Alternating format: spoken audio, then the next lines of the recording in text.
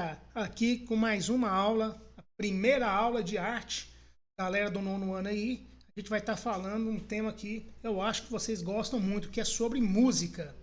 E aí a gente vai voltar lá na década de 60, que no Brasil, vamos falar do Brasil, década de 60, 70 e 80, e ver as influências que teve, principalmente dos Estados Unidos, Inglaterra, que eram os grandes centros musicais, principalmente do rock. Então vamos começar a nossa aula falando lá da Jovem Guarda na década de 60.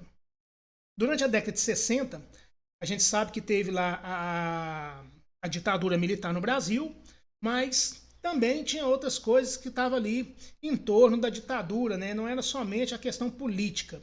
Apesar que tudo que a gente for observar nesse período vai estar envolvido na política, direto ou indiretamente. No caso da Jovem Guarda, não deixa de ser diferente. De todos os programas que tinham na época, o que sobreviveu foi a Jovem Guarda. Por quê? Porque era um programa politicamente correto para os militares, não tinha nada que agredisse ou fosse contra os militares. E esse programa, então, era apresentado por Roberto Carlos, Vanderleia e Erasmo Carlos. E é muito interessante porque nessa época eles vão pegar uma influência muito forte dos Estados Unidos. Você vai ter algumas bandas que vão surgindo ali naquele momento, e o próprio Roberto Carlos, que tinha lá uns trejeitos lá de algumas músicas que lembravam o Elvis Presley, que lembravam o ritmo lá dos Beatles, e principalmente Beatles, que influenciou muito essa galera aí desse período. E como, por exemplo, Renato e seus Blue Cats foram muito influenciados, e tem uma música. Essa música aqui, olha se parece alguma coisa aí com alguém lá de fora. Vamos ver aí.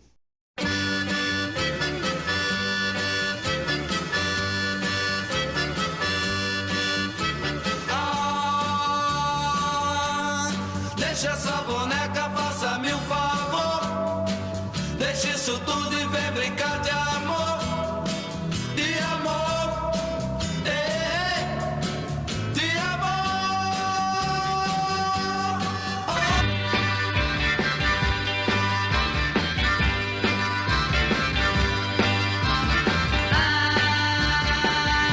I should have known better with a girl like you, that I would love everything that you do, and I do, hey, hey, hey, and I do. Whoa. Vocês perceberam então que a maioria das músicas que eram cantadas por essas bandas aí eram versões das músicas lá dos Estados Unidos ou de bandas como os Beatles da Inglaterra, né? Lembrando que o Beatles é uma banda inglesa de Liverpool, os quatro jovens lá de Liverpool, né? John Lennon, Paul McCartney, o George Harrison e o Ringo Starr, o baterista, né? Aí, essa banda que influenciou não só no Brasil, mas no mundo todo, é considerada a maior banda de todos os tempos, né? O Beatles. E aí, essas versões aí vão ter várias versões de música dos Beatles que era cantada aqui também. E mesmo se pegar a letra original dos Beatles, vocês vão perceber que são músicas assim, deixa eu pegar na sua mão, eu quero te abraçar, eu quero te beijar. É a música do iê, iê, iê, né? Aquela coisinha assim, aguinha com açúcar, né? Não era nada de agressivo, nada de que podia transgredir a juventude, né? Então, os Beatles vai ser grandes influenciadores nesse período aí da Jovem Guarda. Durante a Jovem Guarda vai aparecendo vários artistas ali que depois fizeram muito sucesso, né? Gerry Adriane, você vai ter Tim Maia, entre outros aí, né? Os Incríveis. Foram várias bandas que vão fazer sucesso ali nesse período ali. No final da década de 60, vai surgir também a Tropicália, o movimento tropicalista. E esse movimento, ele vai movimentar muito a crítica brasileira. Por quê? Eles vão começar a trazer elementos lá dos Estados Unidos, guitarra elétrica, formas, ou seja, eles estavam fazendo tudo diferente do que tinha de modismo no Brasil. Eles vão ser totalmente diferentes. Você vai ter figuras aí muito, assim, espalhafatosa, né? Você vai ter Ney Matogrosso, vai ter Tom Zé, Gilberto Gil, Caetano Veloso, Rita Lee. Então vai ter uma galera aí que vai ser muito diferente do que estava acontecendo naquele momento ali da Jovem Guarda. Eles vão começar a fazer um movimento totalmente diferente, as próprias roupas coloridas, né? Que vai puxar muito a questão lá dos hippies norte-americanos, né? E eles vão vir com essa ideia também em cima disso aí.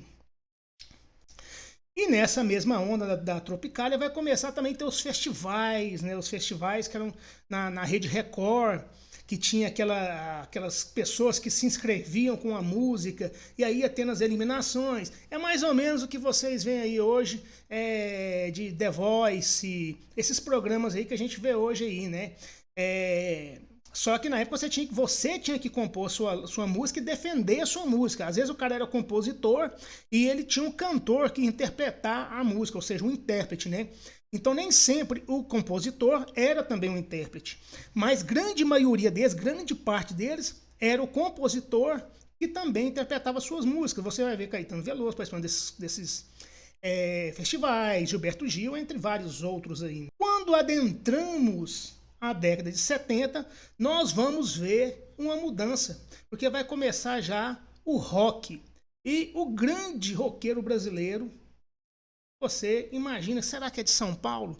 Será que é de Rio de Janeiro?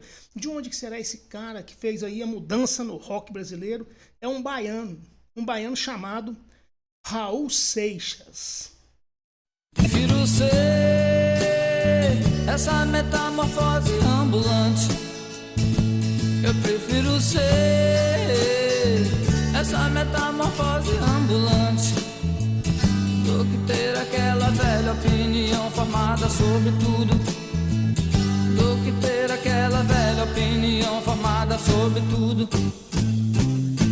Então o Raul Seixas vai ser um cara que vai mudar o cenário do rock brasileiro. Ele vai vir com muitas letras polêmicas que passava pelo DIP, que é o Departamento de Imprensa e Propaganda, durante o governo militar. É ele que autorizava as músicas que poderiam ser gravadas, ou o que ia passar no script das novelas, ou a notícia que ia para os jornais impressos, ou para qualquer meio de informação, eles que autorizavam ou não. E ele conseguia dar sempre um driblezinho ali e enganar o DIP para poder fazer suas músicas. E ele foi um cara assim totalmente influenciador de outras bandas que veio depois, em outras décadas, ele vai ser muito influenciador. Agora a gente vai passar então para os anos 80. Na década de 80, era o final ali do regime militar, e começa a surgir várias bandas nesse momento. O rock nacional ele começa a vir com muita força nesse momento. Você vai ter várias bandas ali: Titãs, Paralamas do Sucesso, Barão Vermelho, Ira. Só depois de muito tempo fui entender aquele homem. Eu queria ouvir muito, mas ele me disse pouco. Quando se sabe ouvir, não precisam muitas palavras. Muito tempo eu levei pra entender que nada sei. Legião Urbana, que vai ser assim aquela banda que vai ficar na história pelas letras do Renato Russo, principalmente letras de críticas, né? Na sua tela, no Senado, cheira pra todo lado. Ninguém respeita a Constituição, mas todos acreditam no futuro da nação. Que país é esse? Que país é esse? Que país é esse? Vai ter Plebe Rude, e também vai ser outra que vai ser uma banda que vai ser muito crítica, né?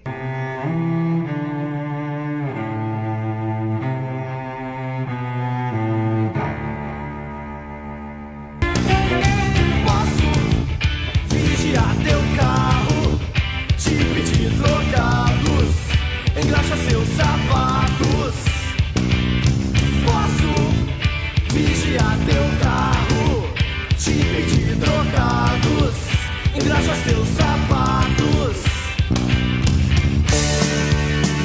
você vê a formação aí do Paralamas do Sucesso, o Herbert Viana, vocalista, né? Nesse cenário todo aí, aconteceu um acidente com ele, né? Ele estava aqueles aviãozinhos que não tem motor, que agora fugiu o nome da cabeça, e junto com a esposa dele, e caiu. A esposa dele faleceu e ele ficou paraplégico, né? Mas é uma banda que faz sucesso. Depois ele recuperou, conseguiu voltar aos palcos, né? E tá hoje na estrada até os dias atuais. Aí você vê também o grupo Titãs, que era composto aí por 8 pessoas, né? Alguns foram saindo da banda, como o Nando Reis. Um morreu, né? Que morreu de atropelado, né? O Marcelo Fromer morreu, né? E a banda hoje está com a base aí, mas tem algumas pessoas novatas aí.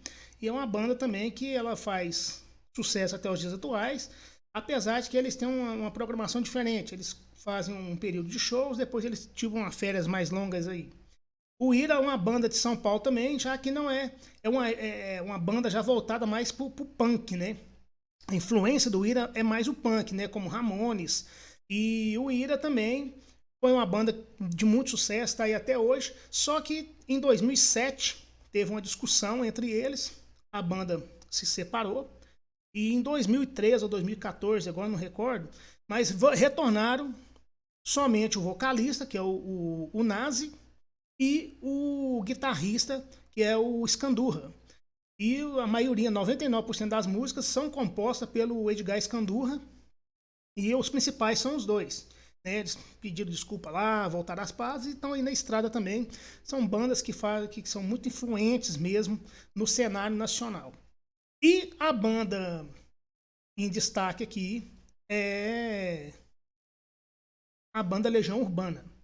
E até hoje a juventude e os jovens ainda gostam muito de Legião Urbana, acaba tendo contato com a música do Renato Russo. E muitas músicas, principalmente críticas políticas, né, ainda está aí na atualidade. Parece que ele fez a música para a atualidade, nem parece que é uma coisa da década de 80, parece que é muito atual aquilo que ele colocava em suas letras, né? Infelizmente, em 1996, ele morreu por complicações na saúde, já que ele era portador do vírus HIV. E aí ele acabou falecendo. Então, a música brasileira, ela é composta aí por vários tipos de ritmos, né? De influências de fora que foram colocadas durante esse período, mas nós temos agora um novo cenário aí a partir da década de 90, mas nós vamos parar aqui na década de 80. Se quiser, depois faz uma pesquisa para saber de alguma dessas bandas aí que você achou interessante, mas a música faz parte da cultura brasileira, desde que o Brasil foi colonizado por portugueses, os próprios africanos, indígenas, sempre tem essas influências, né? Por isso que a música brasileira ela é tão repleta de instrumentos diferentes, de palavras diferentes, de cultura totalmente diferente, faz ali uma mistura, uma salada, e acaba saindo muitas coisas bacanas aí. Valeu, galera, espero que vocês tenham gostado aí, até a próxima aula.